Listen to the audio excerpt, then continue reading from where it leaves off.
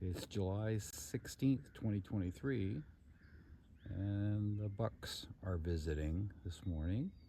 Two beautiful bucks.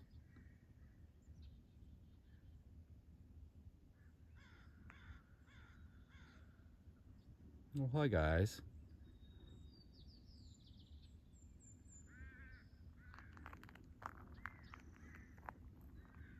Beautiful day here at the lake. It was just under 100 degrees yesterday. Oops, I think Sasha sees him.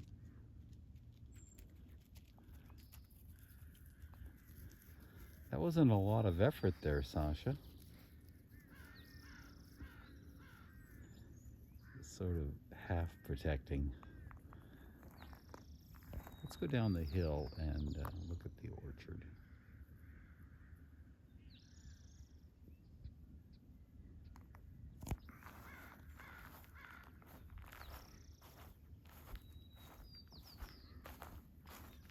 I don't know if the camera picks this up, but this is a fairly good sized hill.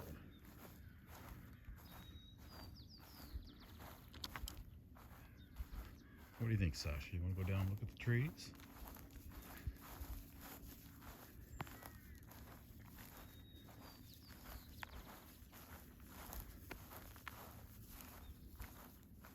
So those bucks, that's the reason why I put the wraps around my trees, because what they do is that when it gets to be rut season, they'll just rub the heck out of the trees, and they pretty much destroy the trees. There's a few trees I wanted to show, the newer in-grounds. These last two rows are all newer in-grounds, and then there's some in the other rows as well. You can see they're doing well. This is narrow, still holding the one Brava. Earlier my trees had a real yellow look to them, and when I have my first year trees, I will give them Jack's Triple 20 to get them going, because I use so much bark in my mix that kind of takes away from the nitrogen, and they need more nitrogen. Once the plants have been in ground for a while, they really don't need much nitrogen. This was one that was very, very yellow, and it's looking good. This is Sant Martina. Really happy with that. So when I grow these trees out like this, I grow them single stem, and I pinch with my fingers. And when you pinch with your fingers at the height here, I was probably pinching at just about 4 feet, then you'll get these nice scaffolds starting. So I grew this last year and pinched it with my fingers. If you use your pruning snips to cut it, and you cut it low, and you wait too long, you're going to have a section that comes out that has a hole in it, and that hole can introduce problems. I've had bugs in the hole, rain gets in the hole. It's just not a good idea to use pruning snips. But if you want to make money with cuttings, yeah, grow it up and let it come up to be just like this, 4 feet tall, and then you cut your cuttings off and make your money. That is one way to do it. But it isn't the best way if you want to grow in pots and you want to shape your trees. Use your fingers. Don't use your pruning snips. Cut lower. Cut at about 24 inches, 28 inches, somewhere in there for your potted trees. So this is Debo from Ponds. It was super yellow. It's coming on nice. No scaffolding forming yet. This would be a candidate to pinch if I wanted the scaffolds to start in that area. This is something I'm really, really happy with. Remember, Verdolino looked so terrible? Look at it now. It had all this terrible looking growth. I thought I was going to lose the tree. So it's basically was pinched, and you can see the scaffolds there, and just a very, very healthy tree. Ladybugs seem to like my trees. So Verdolino is something I'm really excited about, how it's turned the corner, and it's going to be just a beautiful tree. This is a great one to have in ground. That was very, very sick looking, and it's, like I say, it's really turned the corner. This is another one that was extremely yellow. This is Vincenzo, and you know, for new, just going in ground, it's got probably 18 inches of growth. Looks good, and as I've explained before, I use a stake and I use just the basic plastic tape to shape my trees, and then I create a little cylinder with some 14 gauge galvanized wire to keep the bucks from rubbing the tree to the ground.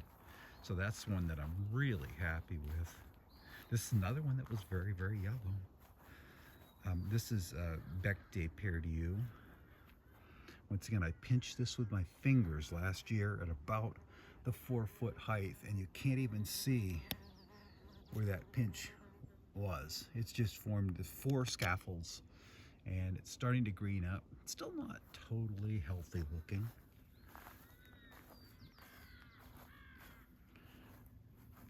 Gonna be a little bit cooler today. I think mid 80s. Yeah, it was up close to 100 yesterday. Really hot.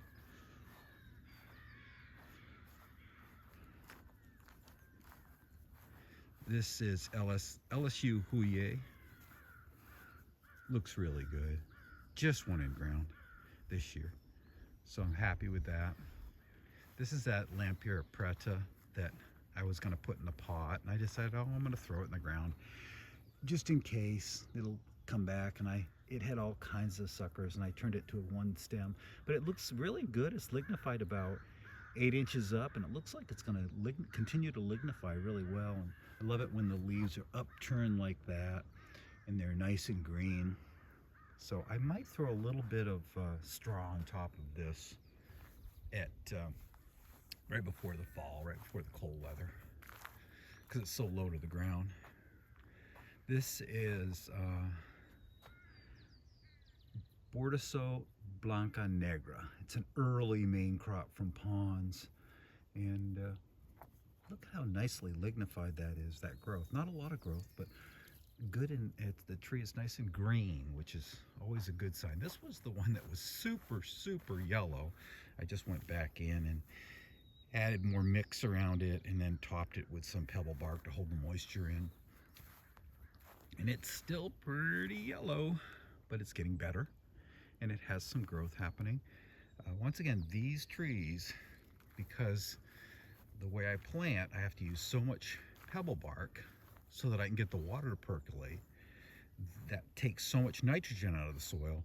I go back and I add Jack's Triple 20. This is another tree that was in terrible, terrible shape. I honestly thought I was going to lose this one. This is San Biagio, and I'm liking the looks of that new growth there. And once again, I gave this one a little bit of extra TLC so that it would hold more moisture. I added more of the Frugal Pro mix and mixed in some pebble bark on the top. It's another one that really was struggling. And this is Belle Cold, put in ground for Breba. It's a Pond's variety. It's still fairly yellow on the top, but I've decided to let that little sucker come up and grow. And if this doesn't do better on the top, next year I might just rejuvenation prune and make that my tree. So we'll see what goes on next year with this tree. Hey Sasha, what you doing? Are you a good girl? She said Dad's out doing these weird videos again. Green Minchurinska. Love the look of that. Nice and green, nice and upright. I've got 3 scaffolds going on. That tree looks really good. And that's one that I moved. This is Sangue Dolce. I moved it and cut it. Another ladybug. And because I moved it and cut it, got a very late start on the figs. Yet last year I had a ton of these figs ripen. This year, because it's been moved, these won't ripen. Smith, remember Smith had all those Breba? Every Breba on Smith dropped. I don't think Smith is a reliable Breba producer. One good thing I see is that my new growth, which is minimal, is lignifying really well. And that's one of the issues Smith has when it's younger, is that it grows so fast, it doesn't lignify, and that the tips die. And that's one of the reasons why people say it's not cold hardy. I believe in the beginning it isn't cold hardy, but as it gets in ground and starts slowing the growth down and it lignifies better, naturally it's going to become more cold hardy. So young trees of Smith, I think, are susceptible to cold damage, and older trees become more cold hardy. This is Turca from Ponds here.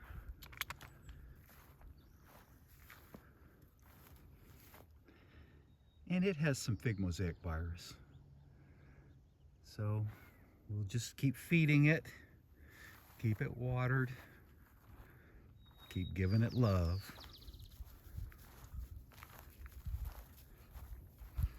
This is the one, a Celeste type from Bill, Mr. Figs in Missouri. Looking really good. No figs on this one, just one in ground. Don't expect to see figs. It's trying to figure out what this is like. This is my crows. This tree is really far behind the tree that I started from a cutting last year as far as height and vigor. And I think part of the reason is that I took and shared 12 copies with friends. So I was cutting it really hard, and so it never had a chance to show me how vigorous the tree really is. But I'm looking at growth, new growth, and when you look here, this is about 10 inches. That's nicely lignified with a little fig on it. And we get up to towards the top. It's not quite as well lignified, but it's lignifying fast. So it has a little FMV, fig mosaic virus, and it's trying to deal with this going into ground thing, which is difficult here in Oregon. Difficult because it's so dry. Let me give you a little information about how dry it is. When I put that Lampira preta in down the hill, I dug down 18 to 20 inches and it was bone dry. This was several weeks ago. Here we are in mid-July and it was bone dry. So if I wasn't giving these young figs water, deep watering frequently, they'd be dead. This is a fig that I put in for Breba, Tia Pena. Don't know if anyone else is doing that. I decided to put a little bit of IV organic on it to protect the bottom of the tree. This one was very yellow. It's still holding that one Breba. A little bit better as far as getting some green with the fertilizer. Putting on lots of main crop, which won't ripen. Too late. This is Grantham's Royal. Really nice. If you see the top of the tree, you see it's lignified almost all the way up. So this one's just getting used to being in the ground, getting dug in, I call it. Here's Texas Peach. This one's been in the ground for a while. But for the first time ever, I'm starting to see some Texas Peach main crop. A lot. So that's very encouraging. There's my LSU Tiger. Look at that beast. This tree is growing about as fast as any tree that I have. Let's see. That's main crop down there, all lignified and thick, and just putting on, lots of figs. And I ended up actually, because this one was so tall, I just pinched this to slow it down. But it's just loaded with figs. They're small. It's just been growing so much. Incredible, beautiful big leaves. I love these big leaves. Look at that, that's a big spade leaf. This tree is a wonderful tree. Here's one that's I'm having trouble with. This is Iranian candy, and it's just struggling. But I've been fertilizing it, and I see some new growth happening there. The leaves look turned down on this frequently. I actually painted this with the Ivy Organic to protect the base of it a little bit. Been fertilizing it. It's holding the Breba crop. 1, 2, 3, 4, 5 Breba, and it's starting to put on some main crop as well. So I'm hoping this thing will turn the corner. I didn't think this was going to be a full tour of the orchard. It appears to be. This one here is phenomenal. This is Long d'Oud. It's a French fig. It means long of August. We typically get the figs in September and even into October. But these are the Breva on this. Good size figs. So that's a Breva, that's a Breva, and that's main crop. Look at the size of the main crop. Those are huge. This is really encouraging. Look at that Breva, and then look at the size of the main crop. Just wonderful. This is a Breva that's actually turning down a little bit. Looks good. Just loaded. This fig is loaded with both main crop and Breva. Really nice shape. Desert King has finally put some leaves on it. It was just all figs before. And hundreds of Breva. And I'm letting the suckers grow up on this. And I'll be removing some of the older growth and keeping some of the suckers. And that's how I'm going to grow that tree. Brown Sugar Crunch, I've painted the base of it as well. I'm going to probably go through and paint most of my trees like that, because I have them open in the bottom, and the sun really hits on them, because we get sun here almost all day long. This one is just absolutely loaded with main crop. Nice looking tree. Bifero Zeus continues to drop Breba this year. I don't know what the deal is. You can see, I can see 5 Breba right down there. And when I look up, I see Breba coloring prematurely. Those look like they're going to drop. So last year it was a little tree, and it only produced 5 Breba, and it held them all, and they were wonderful. This year the tree has grown so much, and I think it doesn't have enough root system to support the tree. I think that's why it's dropping the Breba. And it's just growing like crazy, so it's finally turning into a real tree. Those are main crop, and I mean, probably 20 some odd inches of new growth. It's encouraging as far as the health of the tree, a little discouraging as far as what's going on with the Breba. And this is Corky's Honey Delight. It seems to be holding every Breba. It dropped early, it dropped some early, but it's holding the Breba now, not dropping anything, starting some really nice main crop. So this is supposed to be like Desert King, but unlike Desert King, this tree holds its main crop, which would be a definite advantage. This is my Campaniere.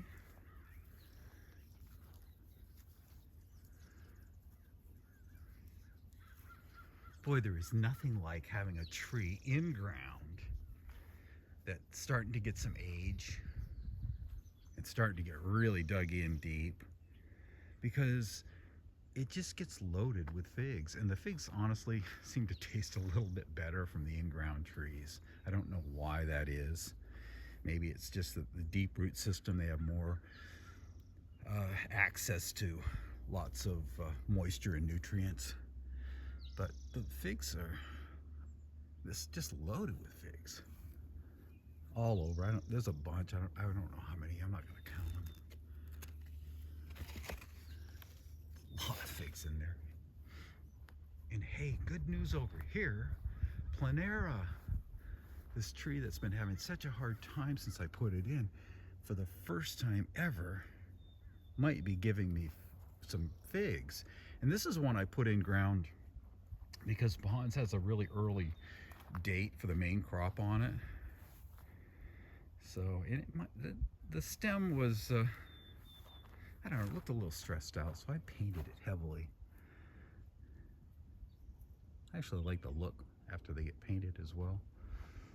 So I'll probably continue to paint them because it's so hot here and the sun is so intense. Here's a surprise. This just went in ground here in February. This is Col de Dama Blanca Negra that my buddy Eric outside of Salem grew for me. I painted it. I had taken a bunch of lower limbs off. It has one breba that it's holding, and it's putting on some main crop.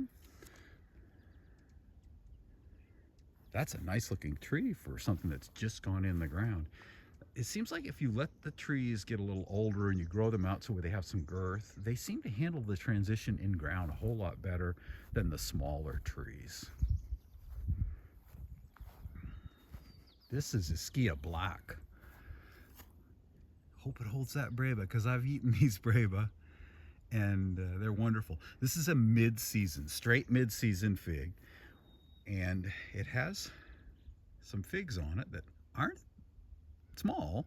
They're not a bad size for just going in ground in February. So this tree went in ground specifically for breba. It's got a nice shape. And if I was to get main crop to ripen in ground, that would be a huge bonus. This is Black Greek Marius. It was transplanted and it's starting to put on some main crop in there. The transplant was difficult on it. It's got a couple breba holding, but don't hold your breath. Mount Etna's in breba. You might get one here and there.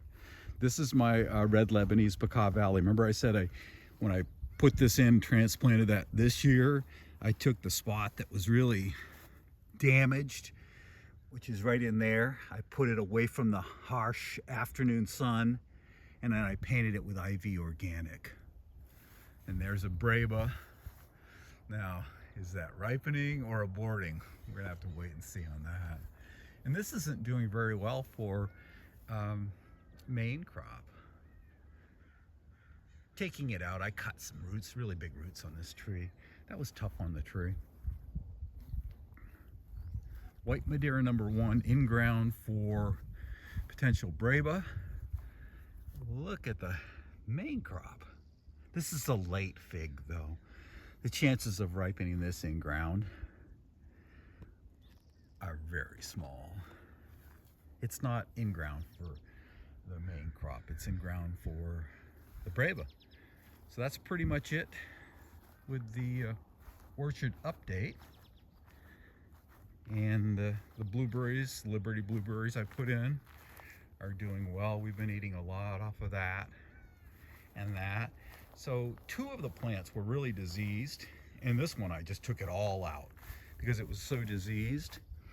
And it's coming back nicely, and this is what the blueberry people say is a really good thing to do, is to continually take off older growth so that you have the younger growth coming up. This one here had a bunch of younger growth, and I took off all the older growth because it was diseased as well. So I took that off. And the garden is doing phenomenal this year.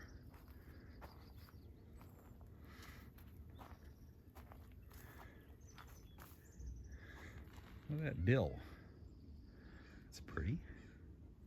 These are English runner beans.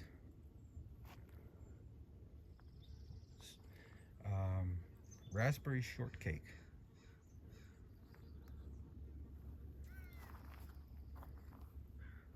Listen to the bees. Bees are very happy. This is one thing that I think every gardener should grow. It's called Russian sage, and the flowers are just starting to come on. And they're this purple flower. It's a perennial, and it just brings in so many bees. It seems to bring in a lot of bumblebees. So tons and tons of bumblebees. And it's no effort. You just have to water it.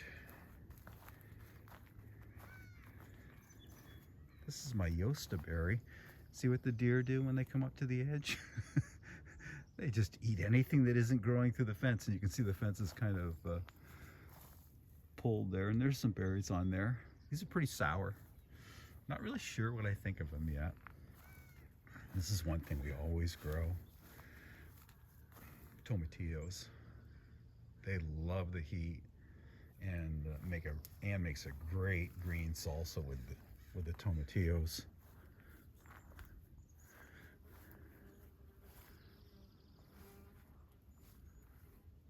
And that's my frost peach. I've been continually dropping peaches because it has so many peaches on it.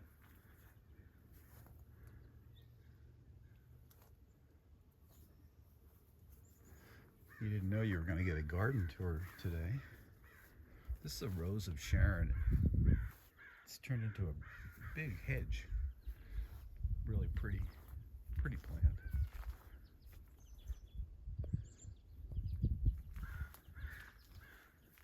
You can hear the ravens are talking. This is a multi-graft pear. Looks like a good year for pears. Being so dry in the spring without the moisture, we didn't have very many issues. This tree was not sprayed.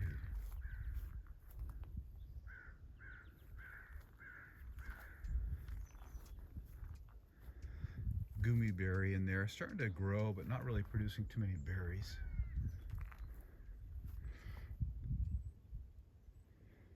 I think that's kind of ugly.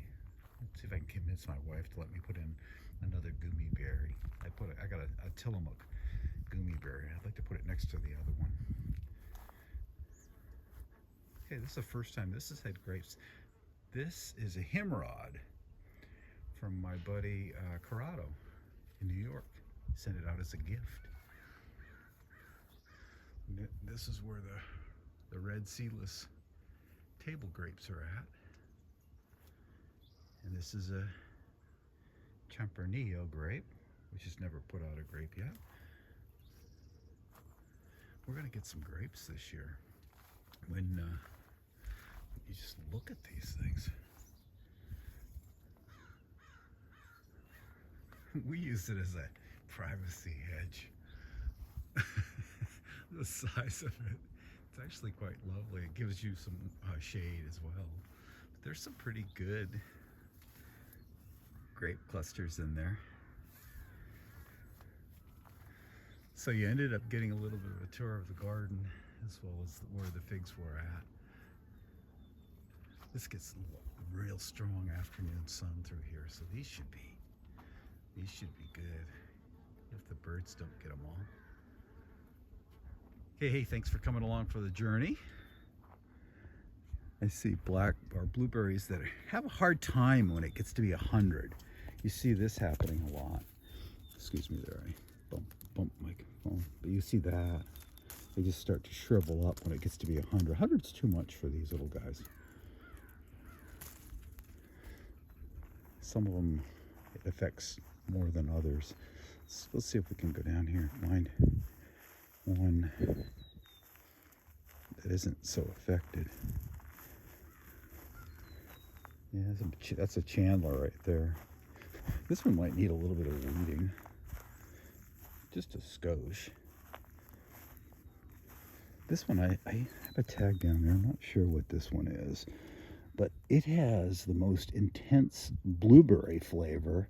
It's not sweet like a lot of blueberries are, but it's blueberry flavor.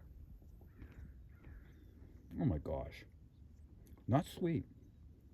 but strong concentrated blueberry flavor.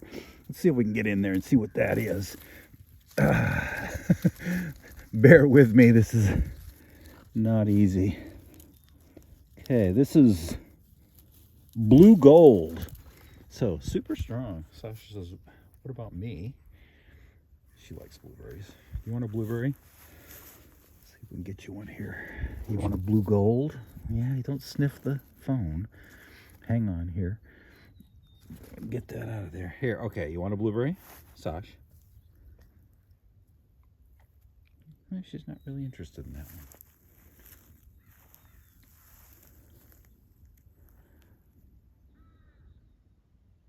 Hey, thanks for coming along on this little tour, kind of spur of the moment kind of thing. I didn't even really know I was doing this today, but you know, there's no wind, and the sun's just coming up. It's so beautiful here at the lake this time of the year. So as the sun comes up, it's coming up.